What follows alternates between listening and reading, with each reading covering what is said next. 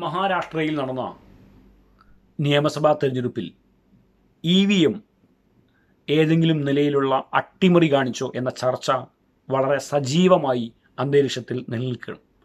കാരണം നമുക്കറിയാം, മഹാരാഷ്ട്ര വലിയ ഭരണവിരുദ്ധ വികാരം ഉണ്ടായിരുന്നു. അവിടെ BJP നേതൃത്വത്തിലുള്ള ഗവൺമെൻറ് ഭരിച്ചുകൊണ്ടിരിക്കുകയാണ്. കഴിഞ്ഞ പാർലമെൻറ്റ് തെരഞ്ഞെടുപ്പിൽ പോലും 32 സീറ്റുകൾ നേടാൻ കോൺഗ്രസ്, ശിവസേന, ഉദ്ധവ് താക്കറെ, പവാർ NCP വിഭാഗത്തിന് കഴിഞ്ഞ ഒരു സംസ്ഥാനമാണ്. BJPക്ക് കഴിഞ്ഞ പാർലമെൻറ്റ് തെരഞ്ഞെടുപ്പിൽ ഏറ്റവും വലിയ തിരിച്ചടി നൽകിയത് മഹാരാഷ്ട്രയിലാണ്.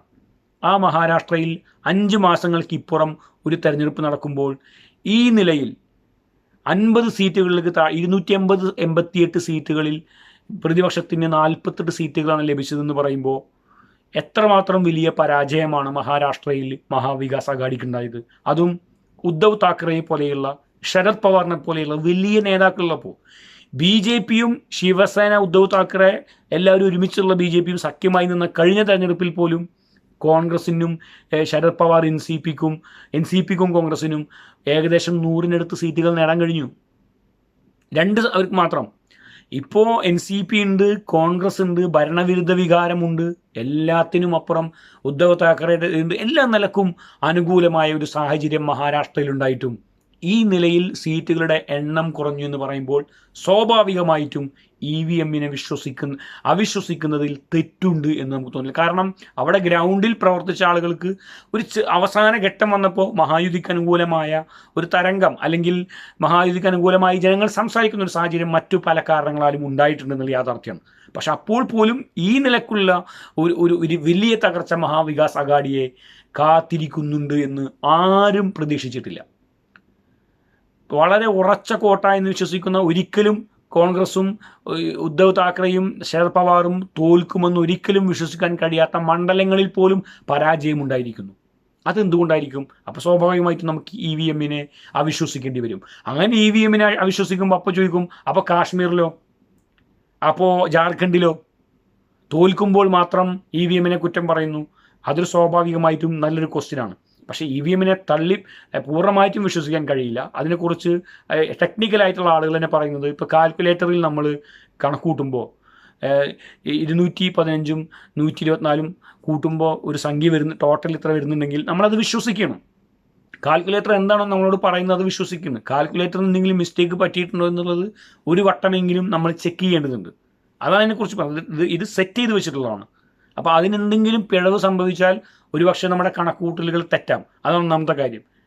ടെക്നിക്കലായിട്ട് ഇതിനെക്കുറിച്ച് പറയുന്ന കാര്യങ്ങൾ. രണ്ടാമത്തെ കാര്യം, നിങ്ങൾ നോക്കൂ, ഇപ്പോൾ ഈ അടുത്ത് ലബനാനിൽ വാക്കി ടോക്കികൾ പൊട്ടിത്തെറിച്ചു. എത്രയോ കാലം മുമ്പ് വിതരണം ചെയ്ത വാക്കി ടോക്കികൾ കൃത്യമായിട്ട് ഒരു ഓപ്പറേഷനിലൂടെ ഇസ്രായേലിരുന്ന് വിവിധ സ്ഥലങ്ങളിൽ ഉപയോഗിക്കുന്ന വാക്കി ടോക്കികൾ ഈ സിറിയയിലും ഇറാനിലും വരെ പൊട്ടിത്തെറിച്ചു എന്ന് പറയുന്നത്, അത് കൃത്യമായി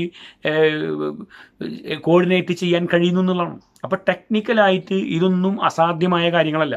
അപ്പോൾ അതുകൊണ്ട് ഇത്തരം വിഷയങ്ങൾ വരുമ്പോൾ ഈ നിലയിൽ ഒരു തോൽവിയൊക്കെ ഉണ്ടാവുമ്പോൾ അത് സ്വാഭാവികമാണോ എന്ന് നമ്മൾ കഴിഞ്ഞ തെരഞ്ഞെടുപ്പിൽ ഇതിനേക്കാൾ മോശം അവസ്ഥയിൽ ഇതിനേക്കാൾ മികച്ച വിജയം നേടിയ പാർട്ടികളാണ് കോൺഗ്രസും NCPയും. അവിടെ അവർക്ക് ഈ നിലയിൽ ഒരു പരാജയം അവിടെ ഉണ്ടാകാൻ മാത്രം കാരണം എന്ത് എന്ന് സ്വാഭാവികമായിട്ടും നമ്മൾ ചിന്തിക്കാം. പിന്നെ നെക്സ്റ്റ് വരുന്നത് കാശ്മീരിലും ജാർഖണ്ഡിലും വിജയിച്ചു എന്നുള്ളതാണ്. EVMൽ തിരിമറി നടത്തിയിട്ട് ഏതെങ്കിലും നിലയിൽ വിജയിക്കണമെന്നുണ്ടെങ്കിൽ എല്ലാ സംസ്ഥാനത്തും അല്ല അവർ വിജയിക്കാൻ ശ്രമിക്കുക. അവർക്കൊക്കെ നമ്മളെക്കാളും നല്ല ബുദ്ധിയുള്ള ആളുകളാണ്. അങ്ങനെ ചെയ്യുന്നുണ്ടെങ്കിൽ അവരെല്ലായിടത്തും വിജയിക്കാൻ നോക്കില്ല. അവർക്ക് ആവശ്യമുള്ളിടത്ത് വിജയിക്കാൻ അവർ നോക്കും. മഹാരാഷ്ട്ര ഒരു വലിയ വാട്ടർ ലൂ ആയിരുന്നു BJP സംബന്ധിച്ചിടത്തോളം. മഹാരാഷ്ട്രയിൽ ഗവൺമെൻറ് മറിഞ്ഞാൽ അത് നരേന്ദ്രമോദിയുടെ ഗവൺമെൻറ് തന്നെ മറിയാൻ സാധ്യത ഉണ്ടാകുമായിരുന്നു. മാത്രവുമല്ല, 100ാം വാർഷികം അടുത്ത കൊല്ലം ആഘോഷിക്കുന്ന RSSൻ്റെ മെയിൻ ഹെഡ് ഓഫീസ് നിലനിൽക്കുന്ന നാഗ്പൂർ നിലനിൽക്കുന്ന ഈ മഹാരാഷ്ട്ര അടുത്ത വർഷം അവിടെ മഹാരാഷ്ട്രയിൽ BJPയുടെ ഒരു മുന്നണിയുടെ ഒരു മുഖ്യമന്ത്രി ഉണ്ടാവണം, അല്ലെങ്കിൽ BJPയുടെ മുഖ്യമന്ത്രി ഉണ്ടാവണം എന്നുള്ളത് RSSൻ്റെ കൂടെ ആവശ്യമായിരുന്നു. അപ്പോൾ അവർ കൃത്യമായിട്ട് അതിന് വേണ്ടിയിട്ടുള്ള വെൽ പ്ലാനായിട്ടുള്ള എല്ലാ നീക്കങ്ങളും നടത്തിയിട്ടുണ്ട്. ആ നീക്കങ്ങളുടെ ഭാഗമായിട്ട് അവിടെ EVMനെ അട്ടിമറിക്കാനുള്ള ശ്രമം നടത്തിയിട്ടുണ്ടോ? കാരണം ഹരിയാനയും മഹാരാഷ്ട്രയും ഭരണം മാറുകയാണെങ്കിൽ അത് നരേന്ദ്രമോദിയുടെ ഭരണം തന്നെ തകിടം മറിയാൻ സാധ്യതയുണ്ടായിരുന്നു. അപ്പോൾ അത്തരം സ്ഥലങ്ങളിൽ മാത്രമേ ഇത് പരീക്ഷിക്കുള്ളൂ. ഇതെല്ലായിടത്തും പരീക്ഷിച്ചാൽ ഇതിന് അതിൻ്റേതായ പ്രശ്നങ്ങളുണ്ട്. അപ്പോൾ അതുകൊണ്ട് ഇവിടെ ജയിക്കുമ്പോൾ അവിടെ അതല്ല, ഇത് ജയിക്കണമെന്ന് എന്തായാലും ജയിക്കണമെന്ന് എവിടെയാണോ അവിടെ മാത്രമായിരിക്കും ചിലപ്പോൾ ഇത് ചെയ്യുന്നുണ്ടാവുക. അപ്പോൾ അത്തരം ചോദ്യങ്ങളൊന്നും അല്ല ഇതിനുള്ള മറുപടി. ഞാൻ നേരത്തെ പറഞ്ഞല്ലോ, ടെക്നിക്കലായിട്ട് ഇതിനെന്തുണ്ട്, പല എററുകളും ഉണ്ടാവാനുള്ള സാധ്യതയുണ്ട്, തള്ളിക്കളയുന്നില്ല. അത് സാങ്കേതിക വിദഗ്ധർ തന്നെ തള്ളിക്കളയുന്നില്ല. ഇതുണ്ടാക്കിയ കമ്പനികൾ പോലും അതിൽ പല പ്രശ്നങ്ങൾ ഉണ്ടാവാൻ സാധ്യതയുണ്ടെന്ന് പറയുന്നു. അതാണ് ഞാൻ നേരത്തെ കാൽക്കുലേറ്ററിൻ്റെ കാര്യം പറഞ്ഞത്. ഏറ്റവും ഒടുവിൽ നമുക്ക് മുന്നിൽ നിന്ന് വാക്കി ടോക്കികൾ പൊട്ടിത്തെറിച്ചത്. അപ്പോൾ ഇത് നിയന്ത്രിക്കാൻ കഴിയും. നമ്മുടെ കയ്യിലുള്ള നമ്മുടെ മൊബൈൽ ഫോൺ പോലും നിയന്ത്രിക്കാൻ മറ്റു പലർക്കും കഴിയുന്നു എന്നുള്ളതാണ്. അത് ഇതിൻ്റെ സാങ്കേതികമായ വശമാണ്. മഹാരാഷ്ട്രയിൽ ഇത് മാത്രം ആയി നാം ചർച്ച ചെയ്യാൻ പറ്റില്ല. നമ്മത് EVM പൂർണ്ണമായും വിശ്വസിക്കാൻ കഴിയില്ല, അവിശ്വസിക്കാനും കഴിയില്ല. കാരണം അതുമായി ബന്ധപ്പെട്ടുള്ള അതിൻ്റെ സാങ്കേതിക വിദഗ്ധർ തന്നെ അഭിപ്രായം രേഖപ്പെടുത്തിയിട്ടുള്ളത് കൊണ്ട്. പക്ഷേ മഹാരാഷ്ട്രയിൽ കഴിഞ്ഞ പാർലമെൻറ്റ് തെരഞ്ഞെടുപ്പിൽ ഉണ്ടായ കനത്ത പരാജയം, ആ പരാജയം ഉൾക്കൊണ്ടുകൊണ്ട് BJP നടത്തിയിട്ടുള്ള മികച്ച പ്രവർത്തനം, 1500 രൂപയാണ് ഏകദേശം 1,80,00,000 വരുന്ന വനിതകളെ കൃത്യമായി ലഭിക്കുന്ന 1500 രൂപ വെച്ചിട്ട് 7500 രൂപ ഇതുവരെ അവർ ബാങ്കിലേക്ക് ഇട്ട് കൊടുത്തു. എല്ലാ മാസവും 1500. അതിനി അധികാരത്തിൽ വന്നാൽ 2250 ആക്കും എന്ന് ഫട്നാവിസും BJP ഗവൺമെൻറ്റും ഉറപ്പുകൊടുത്തിരിക്കുകയാണ്. അത് വനിതകളെ വല്ലാതെ ആകർഷിച്ചു. മഹാരാഷ്ട്ര ചരിത്രത്തിലെ ഏറ്റവും വലിയ പോളിംഗ് ശതമാനമാണ്. 65% പോളിംഗ് ഈ തെരഞ്ഞെടുപ്പിൽ നടന്നിട്ടുണ്ട്. അതിൽ ആ പോളിംഗ് വർദ്ധിച്ചതിൽ 60% വനിതകളാണ്. അപ്പോൾ വനിതകൾ കൂട്ടത്തോടെ ഇറങ്ങി വന്ന് വോട്ട് ചെയ്തു. കാരണം അവരുടെ അക്കൗണ്ടിലേക്ക് 1500 വെച്ചിട്ട് 7500 ഓൾറെഡി വന്നു കഴിഞ്ഞു. ഇനി BJP ഗവൺമെൻറ് വന്നാൽ 2250 കിട്ടും. അപ്പോൾ ഇതുപോലെയുള്ള ഫ്രീ പാക്കേജുകൾ ഇപ്പോൾ ഒരു ട്രെൻഡിങ് ആയി മാറിയിരിക്കുകയാണ്. മഹാരാഷ്ട്രയിൽ കർണാടക ഗവൺമെൻറ്റും അത് തന്നെയാണ് ചെയ്തത്. മധ്യപ്രദേശിലെ ഗവൺമെൻറ് അത് തന്നെയാണ് ചെയ്തത്. അങ്ങനെയാണ് അവിടെ കോൺഗ്രസിൻ്റെ വരവ് ഇല്ലാതാക്കിയത്. ഇവിടെ കഴിഞ്ഞ കോവിഡ് കാലത്ത് കിറ്റ് കൊടുത്താണ് രണ്ടാം പിണറായി സർക്കാർ വരുന്നത്. അപ്പോൾ ഗവൺമെൻറ്റുകൾക്ക് ഫ്രീ പാക്കേജ് കൊടുത്തിട്ട് നിലനിർത്താനുള്ള, ഗവൺമെൻറ്റുകളെ നിലനിർത്താനുള്ള ഒരു സാഹചര്യം, ഒരു ട്രെൻഡിങ് പൊളിറ്റിക്സ് വന്നിട്ടുണ്ട്. കാരണം നമ്മുടെ നാട്ടിൽ അത്രയും പാവപ്പെട്ട ആളുകളുണ്ട്. അവരെ സംബന്ധിച്ചിടത്തോളം ഈ ചെറിയ പണം അവരെ സംബന്ധിച്ചിടത്തോളം രാഷ്ട്രീയം അവർക്ക് പിന്നെ നോക്കേണ്ടതില്ല. അതുപോലെ തന്നെ അതുപോലെയുള്ള ഒരുപാട് സ്കീമുകൾ പ്രഖ്യാപിക്കുകയും, എന്നാൽ NCPയോ ശരത് പവാറും ഉദ്ധവ് താക്കറെയും കോൺഗ്രസും കരുതി പാർലമെൻറ്റ് തെരഞ്ഞെടുപ്പിലെ ആ വിജയം കണ്ടിട്ട് അവരിരുന്നുറങ്ങി. അവർ കൃത്യമായ രാഷ്ട്രീയം പറഞ്ഞില്ല, ഗവൺമെൻറ്റിനെതിരെ പറയേണ്ട കാര്യങ്ങൾ പറഞ്ഞില്ല. കോൺഗ്രസ് ആണ് കുറച്ചെങ്കിലും പറയാൻ ശ്രമിച്ചത്, രാഹുൽ ഗാന്ധി. യഥാർത്ഥത്തിൽ ഈ മാസം 1500 എന്നുള്ള പ്രഖ്യാപനമൊക്കെ രാഹുൽ ഗാന്ധിയുടെ പ്രഖ്യാപനമാണ്.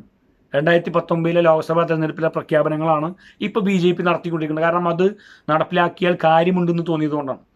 അപ്പോൾ അതുകൊണ്ട് കോൺഗ്രസ് അത് പറഞ്ഞെങ്കിലും ഉദ്ധവ് താക്കറെയും ശരത് പവാറൊക്കെ രാജ്യദ്രോഹികൾ എന്ന നിലയിൽ അവരുടെ ലെഗസിയുമായി ബന്ധപ്പെട്ടുകൊണ്ടാണ് അവർ മഹാരാഷ്ട്രയിൽ നടത്തിയത്. ലെഗസി മാത്രം പറയുന്നതിനൊപ്പം കൃത്യമായ രാഷ്ട്രീയമോ ഭരണവിരുദ്ധ നയങ്ങളോ പറയാൻ ശ്രമിച്ചില്ല എന്നുള്ളത് വലിയ പരാജയമായി. പാർലമെൻറ്റ് തെരഞ്ഞെടുപ്പിൽ ലഭിച്ച വലിയ വിജയം അവർ ഉറങ്ങി. മാത്രവുമല്ല, ആര് മുഖ്യമന്ത്രിയാവണം എന്നുള്ള വലിയ തർക്കമുണ്ടായി. ഉദ്ധവ് താക്കറെ ആവണോ, നാനാ പട്ടോലി അവിടുത്തെ കോൺഗ്രസിൻ്റെ സംസ്ഥാന അധ്യക്ഷൻ, അവരൊക്കെ അവകാശവാദം ഉന്നയിച്ചു. അപ്പോൾ ഏറ്റവും കൂടുതൽ സീറ്റ് കിട്ടിയാൽ അവർ മുഖ്യമന്ത്രിയാവാൻ വേണ്ടിയിട്ട് 258 സീറ്റുകളിൽ പരമാവധി കൂടുതൽ സീറ്റുകളിൽ മത്സരിക്കാൻ വേണ്ടിയിട്ടുള്ള തർക്കമായി. അങ്ങനെ സീറ്റ് തർക്കം നീണ്ട് നോമിനേഷൻ കൊടുക്കുന്നത് വരെ പോയി. മഹാവികാസ് അഘാഡിക്ക് 18 വിമതന്മാരും ഉണ്ടായിരുന്നു. നിരവധിയായിട്ടുള്ള പ്രശ്നങ്ങൾ അതിനകത്ത് വന്നു. അത് പ്രചരണത്തെ പോലും ബാധിച്ചു. കോൺഗ്രസ് പോലും ഒരു ഘട്ടത്തിൽ പ്രചരണത്തിൽ പിന്നോട്ട് പോയിരുന്നു എന്നാണ് കേട്ടത്. അപ്പോൾ ഈ നിലയിൽ ഉറങ്ങിപ്പോയി. ഒരു ഗവൺമെൻറ്റിനെതിരായിട്ടുള്ള കൃത്യമായിട്ടുള്ള ഒരു നയം രൂപീകരിച്ചുകൊണ്ട് മുന്നോട്ട് പോകാൻ ശരത് പവാറിനും ഉദ്ധവ് താക്കറെക്കും കോൺഗ്രസിനും കഴിഞ്ഞില്ല. എന്നാൽ BJP അപ്പുറത്ത് കൃത്യമായിട്ട് ആ കാര്യങ്ങൾ നീക്കി. അവിടെ RSS ഇറങ്ങി. അവിടെ മറാത്ത സംവരണവുമായി ബന്ധപ്പെട്ട വിഷയങ്ങളുണ്ടായിരുന്നു. അപ്പം മറാത്തകൾ തങ്ങൾക്കെതിരാകും എന്ന് കണ്ടപ്പോൾ BJP എന്ത് ചെയ്തു, അവിടുത്തെ OBC ഇതര മറ്റു ദലിത് വിഭാഗങ്ങളെല്ലാം ഏകീകരിക്കുന്ന അവരുടെ ഒരു ജാതി പൊളിറ്റിക്സും കാര്യങ്ങളൊക്കെ കൃത്യമായിട്ടുള്ള ഇലക്ഷൻ മാനേജ്മെൻറ്റ് നടത്തി. കാരണം RSSനെ സംബന്ധിച്ചിടത്തോളം BJPയെ സംബന്ധിച്ചിടത്തോളം മഹാരാഷ്ട്രത്താണ് വിജയിക്കണം. അതിനു വേണ്ടിയിട്ട് എല്ലാ സ്കീമുകളും അവർ പ്രഖ്യാപിച്ചു. ഇനി വേണ്ടി വന്നാൽ ആവശ്യമാണെങ്കിൽ അവർ EVMൽ എന്തെങ്കിലും ചെയ്യാൻ കഴിയുമെങ്കിൽ അതും ചെയ്യും എന്ന കാര്യത്തിൽ തർക്കം വേണ്ട. കാരണം മഹാരാഷ്ട്ര പിടിച്ചെടുക്കുക, ഹരിയാന പിടിച്ചെടുക്കുക എന്നുള്ളത് കേന്ദ്ര ഗവൺമെൻറ്റിനെ പിടിച്ചു നിർത്തുന്നതിന് വേണ്ടിയിട്ടുള്ളതും കൂടിയാണ്. ഈ 2 സംസ്ഥാനം പോയിരുന്നെങ്കിൽ അത് നരേന്ദ്രമോദി ഗവൺമെൻറ്റിനെ പോലും ബാധിക്കും. കാരണം അവർ നിതീഷ് കുമാറിൻ്റെയും അതുപോലെ തന്നെ ചന്ദ്രബാബു നായിഡുവിൻ്റെയും ഇപ്പോൾ മഹാരാഷ്ട്രയിൽ നിന്ന് വിജയിച്ച ഏകനാഥ് ഷിൻഡെയുടെ നേതൃത്വത്തിലാണ്. മഹാരാഷ്ട്രയിൽ എന്തെങ്കിലും ഇഷ്യൂസ് ഉണ്ടായാൽ ഏകനാഥ് ഷിൻഡെയുടെ MP പൂർണ്ണമായും ചിലപ്പോൾ കൂറുമാറാൻ സാധ്യതയുണ്ട്. അപ്പോൾ ആ നിലയിലുള്ള വലിയ ഒരു വാട്ടർ ലൂ ആയിരുന്നു BJP സംബന്ധിച്ചിടത്തോളം. അപ്പോൾ അവരത് കൃത്യമായിട്ട് മാനേജ് ചെയ്തു. നല്ല നല്ല സ്കീമുകൾ പ്രഖ്യാപിച്ചുകൊണ്ട് എല്ലാവരെയും ഉൾക്കൊണ്ടുകൊണ്ട് പോയപ്പോൾ മറ്റിടത്ത് രാഷ്ട്രീയം പറയാതെ ഇങ്ങനെയുള്ള കാര്യങ്ങൾ മാത്രം പറഞ്ഞ് സീറ്റ് തർക്കത്തിൽ ഏർപ്പെട്ട്, അതുപോലെ തന്നെ അംബേദ്കറുടെ പാർട്ടിയെയോ CPM-നെയോ SP-യോ അങ്ങനെയുള്ള ചെറുകക്ഷികളെ ഒന്നും കൂട്ടാൻ അവർ തയ്യാറായില്ല. അതേ മറിച്ച് BJP അപ്പുറത്ത് തന്നെ എല്ലാം തയ്യാറായി അത്തരക്കാരെല്ലാം അക്കോമഡേറ്റ് ചെയ്തുകൊണ്ടാണ്. ഇത് ഒരു സൂചനയാണ്, കേരളത്തിൽ പോലും ഒരു സൂചനയാണ്. പിണറായി ഗവൺമെന്റിനെതിരായിട്ട് വലിയ വികാരമുണ്ട് എന്ന് പറഞ്ഞിട്ട് മൂന്നാമതും അവർ വരില്ല എന്ന് പറയാൻ കഴിയില്ല. കൃത്യമായിട്ടുള്ള സംഘടനാ പ്രവർത്തനം, രാഷ്ട്രീയ പ്രവർത്തനം നടത്തി വളരെ ഹാർഡ് വർക്ക് ചെയ്താൽ മാത്രമാണ് ഇനിയൊരു തെരഞ്ഞെടുപ്പിൽ വിജയിക്കാൻ കഴിയുള്ളൂ ഏതൊരു പാർട്ടിക്കും. പ്രത്യേകിച്ച് ഭരിക്കുന്ന പാർട്ടിക്ക് ഇത്തരത്തിലുള്ള ഫ്രീ പാക്കേജുകൾ കൊടുക്കാൻ കഴിയും. മുംബൈ എന്ന് പറഞ്ഞു കഴിഞ്ഞാൽ എല്ലാ രാഷ്ട്രീയ പാർട്ടികളെ സംബന്ധിച്ചിടത്തോളം അവരുടെ ഫണ്ടിങ് സ്രോതസ് കൂടിയാണ്. ആ മുംബൈ നഷ്ടപ്പെടുക എന്നുള്ളത് BJP സംബന്ധിച്ച് ചിന്തിക്കാൻ കഴിയില്ല. കാരണം അതെല്ലാ സംസ്ഥാനങ്ങളെ സംബന്ധിച്ചിടത്തോളം മുംബൈയാണ് ഇന്ത്യയിലെ തന്നെ സമ്പദ് വ്യവസ്ഥയെ നിയന്ത്രിക്കുന്നത്. അപ്പോൾ അങ്ങനെയുള്ള ഒരു സംസ്ഥാനം BJP പിടിച്ചെടുത്തത് അവരുടെ കൂടി കഴിവ് കൊണ്ടാണ്.